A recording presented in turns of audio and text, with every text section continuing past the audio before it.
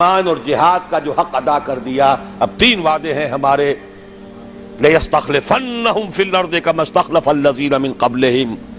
لازماً انہیں خلافت عطا کریں گے زمین میں جیسے کہ ان سے پہلوں کو خلافت عطا کی تھی. یا داؤد انا جعلناک خلیفۃ فی الارض. کبھی اگر داؤد اور سلیمان کی حکومتیں ہو سکتی تھی تو محمد الرسول اللہ کی امت کی حکومت کیوں نہیں ہو سکتی؟ لَيَسْتَخْلِفَنَّهُمْ فِي الْأَرْضِ كَمَا اسْتَخْلَفَ الَّذِينَ مِنْ قَبْلِهِمْ وَلَيُمَكِّنَنَّ لَهُمْ دِينَهُمُ الَّذِي ارْتَضَىٰ لَهُمْ. اور جو دین کے اللہ نے تمہارے لیے پسند کر لیا ہے اب اس کو تمکن عطا کرے گا، غلبہ عطا کرے گا. یہ دین غالب رہنے کے لیے آیا ہے، مغلوب رہنے کے لیے نہیں.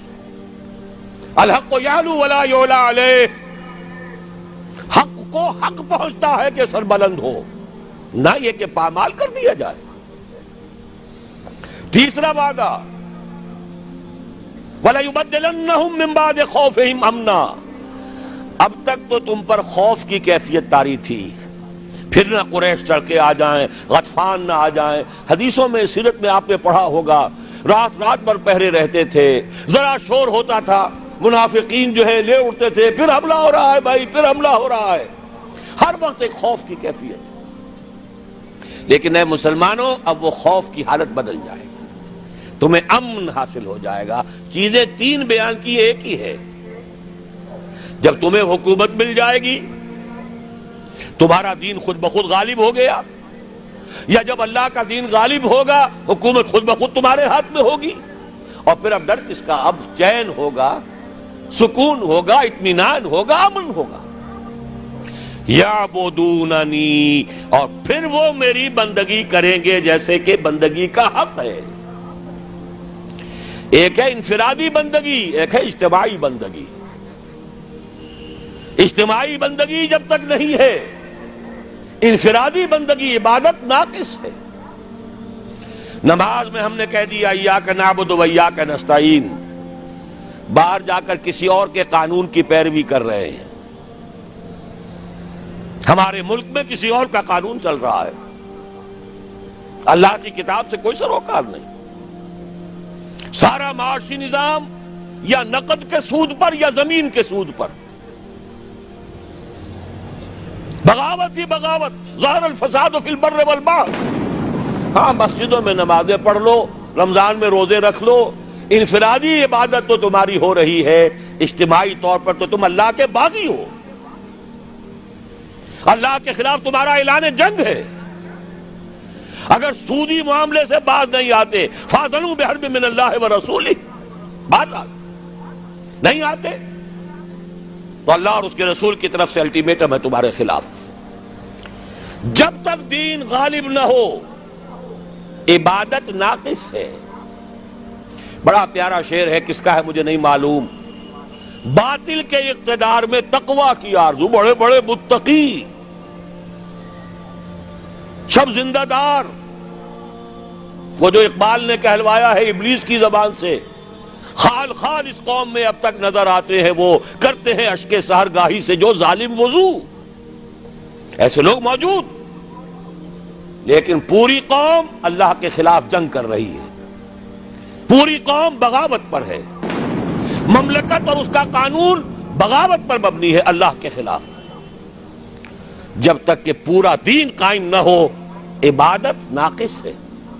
یعبدوننی، جب ایسا ہو جائے گا تب میری عبادت کا حق پورا ہوگا. لا یشرکون بی شیئا، اور اس وقت پھر وہ میرے ساتھ کسی کو شریک نہیں ٹھہرائیں گے. آج کس کو ٹھہرایا ہوا ہے؟ سیاسی اعتبار سے عوامی حاکمیت، اقتصادی اعتبار سے امریکہ انداتا. جو حکم آ جائے IMF کا، وہ بے نظیر ہو یا کوئی اور با نظیر آ جائے، سب کو ماننا پڑے گا. ہم تو در حقیقت نہ معلوم کتنے کتنے معبودوں کی بندگی اس وقت کر رہے ہیں. یہ بندگی مکمل اسی وقت ہوگی لا یشرکون بی شیئا کے ساتھ، جبکہ پورا نظام زندگی اجتماعی بھی اللہ کے قانون کے تابع ہو جائے. ومن کفر بعد ذلک،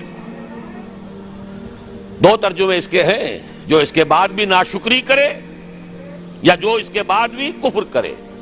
دین کا غلبہ ہو جائے پھر بھی کوئی کفر پر اڑا رہے تو اس سے بڑا ناہنجار اور کون ہوگا۔ باطل کے غلبے میں تو میں کہہ سکتا ہوں نا، کیا کروں، ہمت نہیں ہے، کیسے یہ چنا جو ہے پہاڑ کو پھوڑ سکتا ہے اور کیسے پورے پہاڑ کو پھوڑ سکتا ہے، لہذا مجبوری ہے بھائی، اللہ اللہ تو ہم کر ہی رہے ہیں نا۔ دین غالب ہو جائے پھر بھی اگر کوئی کفر پر اڑا رہا تو اس سے بڑا ناہنجار کوئی نہیں۔ اور دوسرا مفہوم کیا ہے؟ ہمارے اتنے پختہ وعدوں کے باوجود اگر تم کمر نہیں کستے، ہمت نہیں کرتے، قدم آگے نہیں بڑھاتے، آپ کے دیواروں پر قدم بڑھاؤ فلاں، قوم تمہارے ساتھ ہے، لیکن ہم قدم بڑھانے کو تیار نہیں ہیں، اللہ کے دین کی طرف قدم بڑھانے کو تیار نہیں ہے۔ اس کے کیا معنی ہے؟ سخت ناشکری ہے اللہ کے ان وعدوں کی، یا تمہیں اللہ کے وعدوں پر اعتماد نہیں۔ وَمَنْ أَصْدَقُ مِنَ اللَّهِ قِيلًا وَمَنْ أَصْدَقُ مِنَ اللَّهِ حَدِيثًا، کون ہوگا اللہ سے بڑھ کر سچا اپنے وعدے میں، کون ہوگا اللہ سے بڑھ کر سچا اپنی بات میں؟ لیکن ہمیں اعتماد ہو تو پھر تو ہم بازی کھیلیں زندگی کی مردانگی کے ساتھ اللہ کے دین کے لیے، ہمیں تو نہیں ہے۔ وَمَنْ كَفَرَ بَعْدَ ذَلِكَ، اس کے کیا معنی ہے؟ ہمارے ان پورے وعدوں کی ناشکری کرو گے، فَأُولَئِكَ هُمُ الْفَاسِقُونَ۔